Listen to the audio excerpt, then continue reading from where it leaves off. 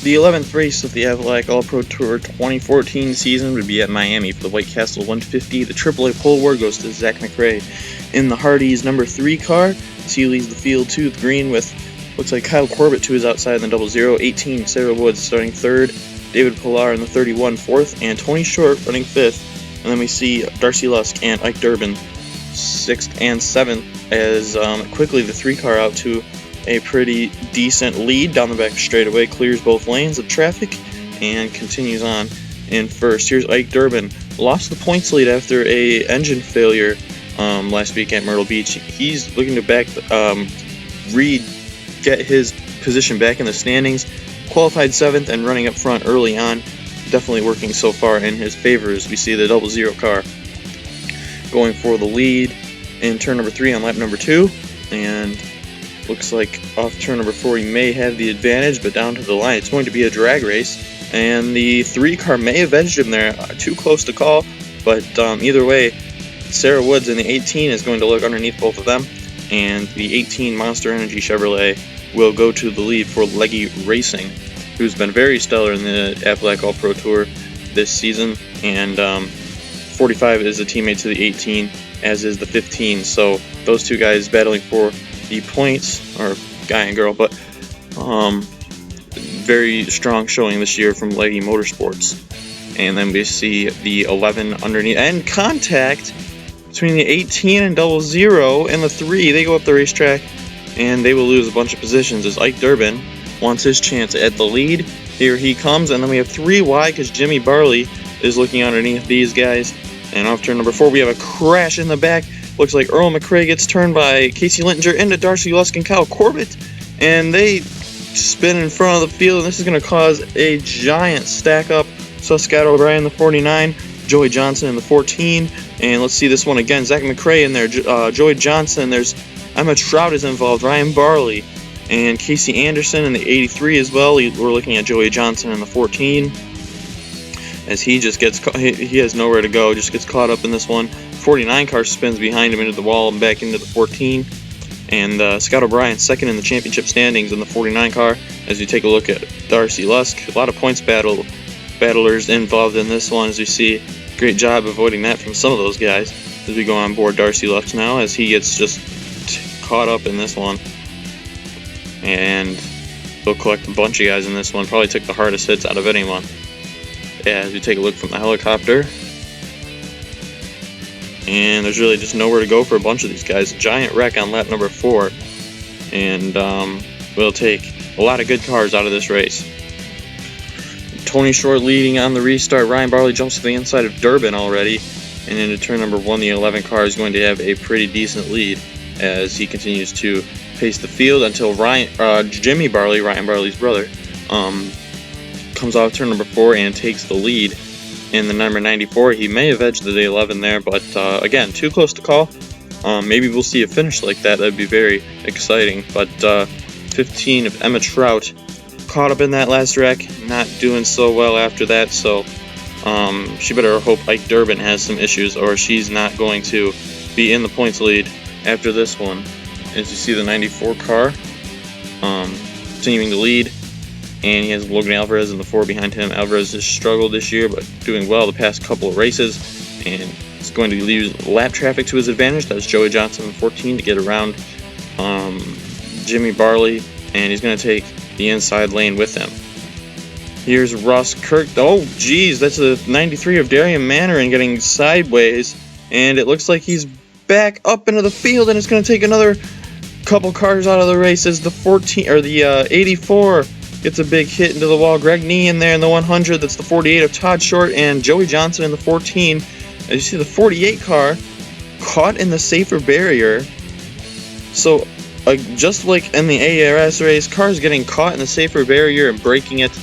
This would bring out a very lengthy caution flag as we go on board the 48 here. The 93 merges right up into the field, and that makes the cars behind it merge up into each other, and that just takes a bunch of guys out of the race. Racing back to the line, the 11 car loses the lead to Logan Alvarez in the 4s. We see on the restart, Greg Nee on the inside line. He is one lap down in that Internet Explorer Dodge.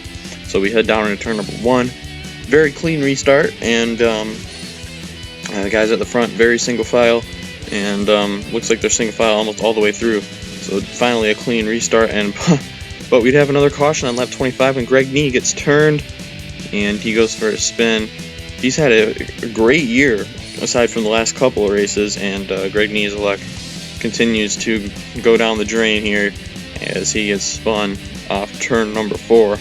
And the leader's racing back to the line. Ike Durbin gets flipped upside down, barrel rolling down the front straightaway. Al Abbott involved as well, and Ike Durbin goes for a wild barrel roll, racing back to the line, and comes to rest on all fours. Let's take another look at this one. High in the air, and he goes for a violent 14 rolls in the number 45 car. Durbin, his bad luck continuing, and we're unsure on his medical condition as of now, but definitely a very scary ride, as David Hugar's in there as well, along with, I believe that is Jimmy Barley in the 94. But we're taking a look at this slow motion. Very terrible accident, and the 45 car gets the worst end of it, and good day gone bad for Durbin, as that 45 car was running at the front so far, and just look at that. That was crazy. We haven't had a wreck like that in the AARO in quite a while, and we dreaded it would happen, and it happens here at Homestead at race 14. Leaders would come into the pits, and surprisingly there was no red flag for this, so or there was a red flag for this. So there was a red flag, they'd pit, and they'd get the restart. And then we see the 27 car in the lead after pit stops. 84 for Russ Kirkton looks like he's in second. That's where he finished last race in that very wild finish. As you see the 18 car, camera glitched out there, but the 18 car coming to the restart. Sarah Woods blows the engine on the 18, so a good day for Leggy Motorsports, gone completely sour. And Sarah Woods retires in the number 18 car. Here we are, battle for the lead a couple laps later. Brad Kurtis and Logan Alvarez. Kurtis, remember, won the championship last season, and the Mobile 1 Dodge looks like, and we have more trouble. We have more trouble in the back as that's Darian Manor in the 93 gets hooked on the wall, and he gets caught in the safer barrier. And Pilar is in there, and along with Scott Greer in the 27.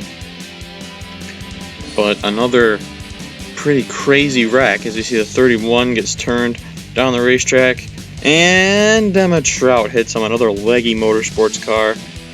So like I said, their day has gone completely bad. 15 car comes to rest in turn number 2.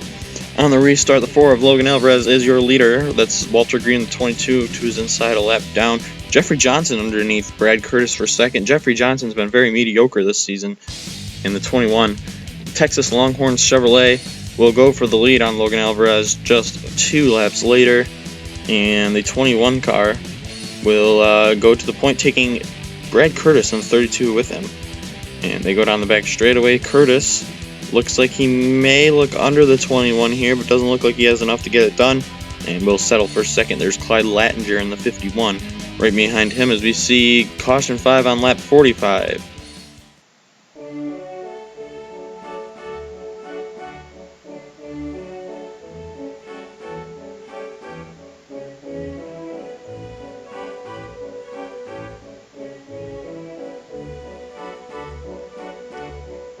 So obviously a very weird yet scary wreck as both of these guys go for a synchronized flip into the wall. Just that is one of the weirdest wrecks I think I'll ever see. Both drivers did walk out okay, but another scary wreck here at Miami. So we have a restart. The officials getting close to a call this one for safety concerns, as all the wrecks we've seen in this one have been very scary. And we take the green flag. Joey Johnson in first, or Jeffrey Johnson in first. Clyde Lattinger second, Brad Kurtis third as we head down the back straightaway. Single file. Drivers were told to try to take it easy here as you see the battle for the lead. 32 car definitely not taking it easy as Kurtis looking for the lead, and the Mobile 1 Dodge would not get it done there. He would eventually get under the 21 right here, and looks like he'll have the advantage coming off turn number 2. And they are side by side down the back straightaway. And into turn 3, will the 65 get underneath both of them? Yes, he will. So Ashton Short now looking for the lead in the 65 car. Could he possibly spoil this one? I couldn't tell who was the leader there either. Would have finished that would have been if that was the last lap. But now we go 4 wide as we see the 51 car underneath Ashton Short in the 65, and it looks like they may have got together. Yes, they do. Down the racetrack goes the 65, head on into the wall, and on lap 59, this would be our race ender. The officials decide to call the race.